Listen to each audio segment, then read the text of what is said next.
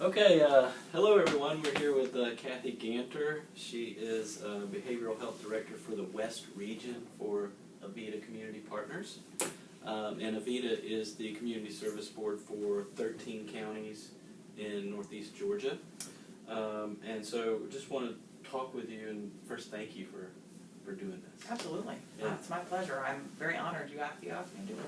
Cool. So we'll just get started and maybe just kind of tell us a little bit about your role as an administrator, Okay. Particularly when it comes to like employees and budgets and accountability. Okay. All right. Well, as the West Region Director, I supervise 6 counties of services. So, and when we say behavioral health, we're including mental health and substance abuse. We serve children, adolescents, and adults. And the West Region is 6 counties within Avita. So it's Forsyth, Dawson, Lumpkin, White, Townsend, Union. So it's a big area. Yeah. One of the things that I do is I try to do every week is I try to at least be in my offices at least one time a week. Okay. Just to kind of make sure people know that I'm there for them, and that's very important to me so that people see me and see me as being available to them. I do directly supervise team leaders who supervise then the counselors within the offices. So there's a little bit of layering in our management structure. But currently, as times go, I do supervise counselors directly as well still. And so at different points in my career here at Avita, I have directly supervised counselors, and then I've also indirectly supervised counselors. Okay. So I also am responsible for the financial piece for my region. I do write the budgets for the region. We do them each year, and we review those budgets on a monthly basis. We review our profit and loss statements on a monthly basis, and that is part of my responsibility. Okay. In my position. I also do a lot of interviewing. I do a lot of clinical supervision. I help develop my team leaders, and I also help with programmatic development within my area. I look to see where the community has needs, where our clients have needs, and if there's any gaps that we need to fill, and to make sure that those are taken care of. I also sometimes am the person who takes in consumer rights or consumer complaint issues to deal with.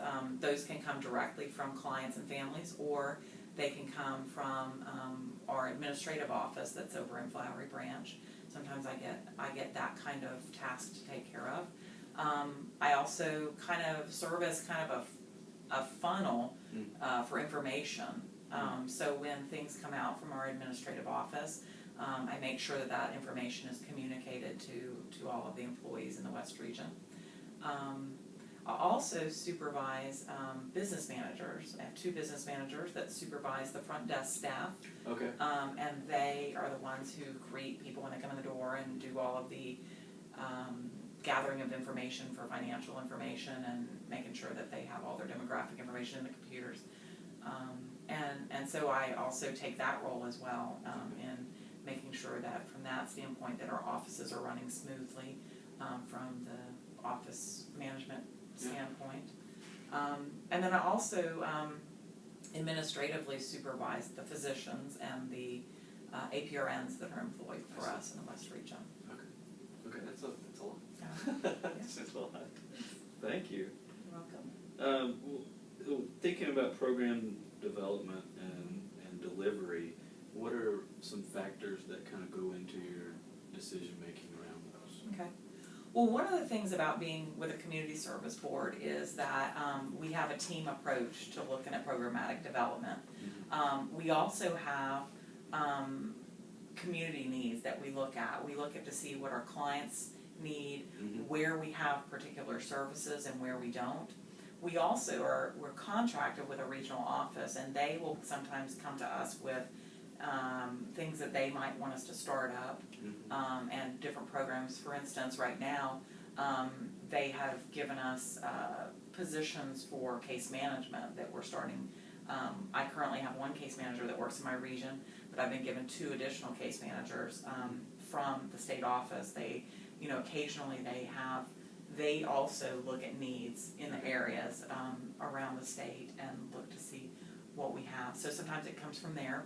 We also have different teams that we work on within Avita.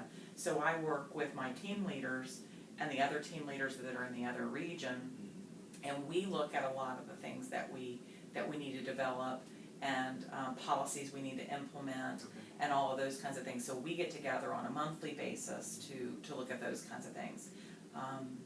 We also have to make sure that we're working within our standards. We have a lot of outside regulatory agencies that oversee us. Yeah.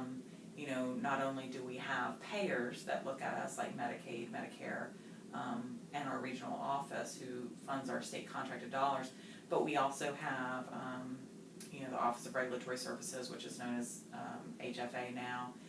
We have all kinds of people who are kind of looking to make sure we are accredited by CARF, and so we have our CARF standards that we have to follow as well.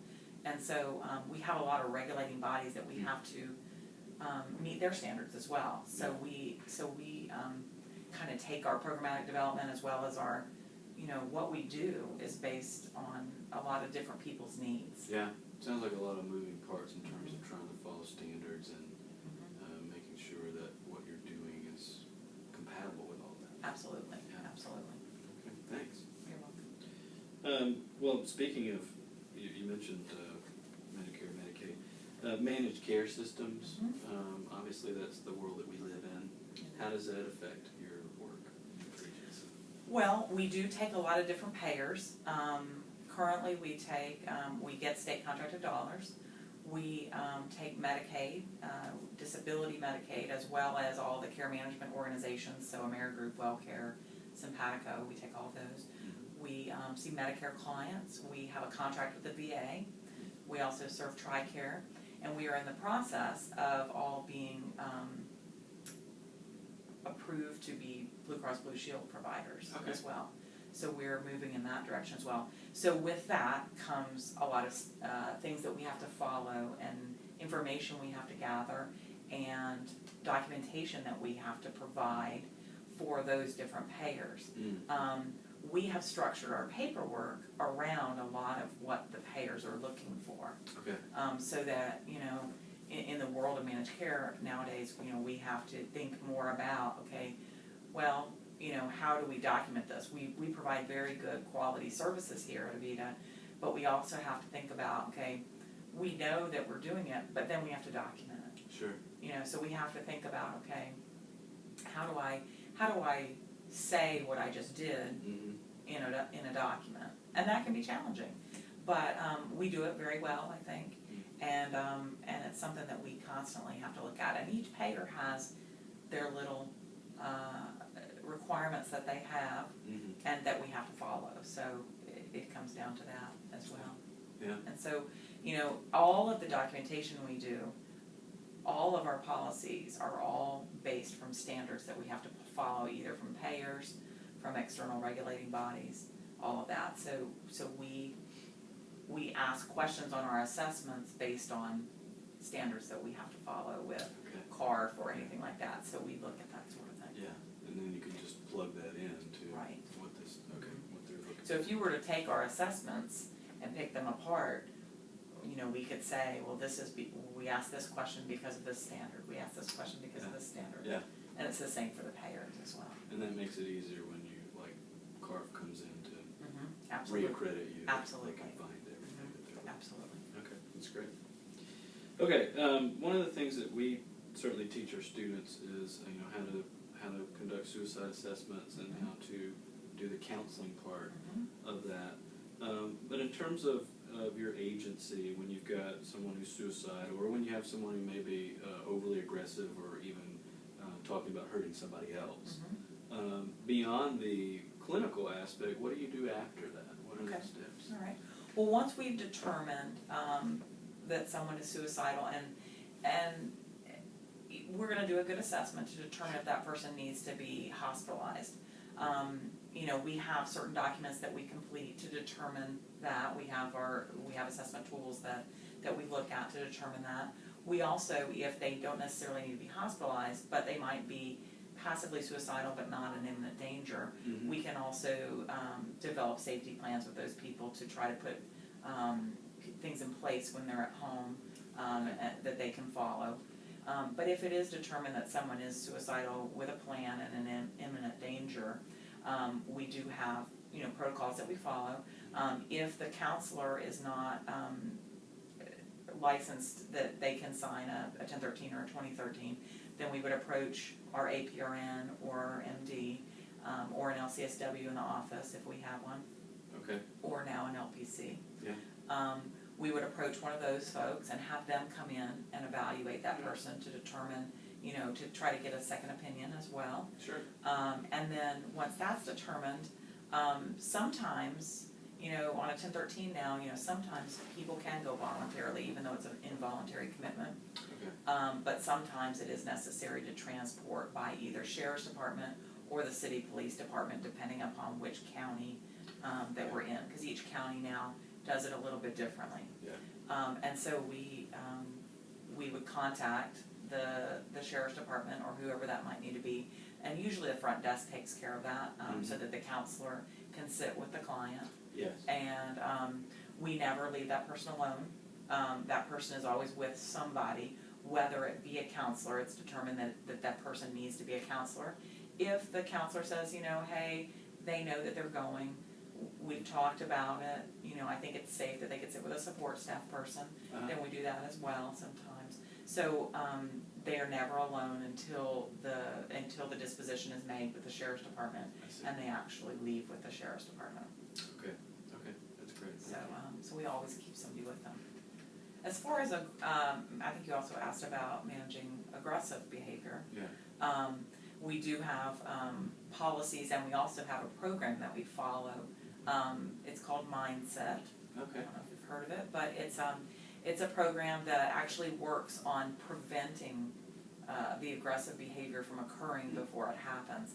If, say, one of my counselors were to determine that someone was escalating verbally, they're going to use some of the techniques from Mindset that are more verbal de-escalation techniques. Okay. They're going to put on a different hat, so to speak, and they're going to move out of their counseling framework, and they're going to go to that verbal de-escalation.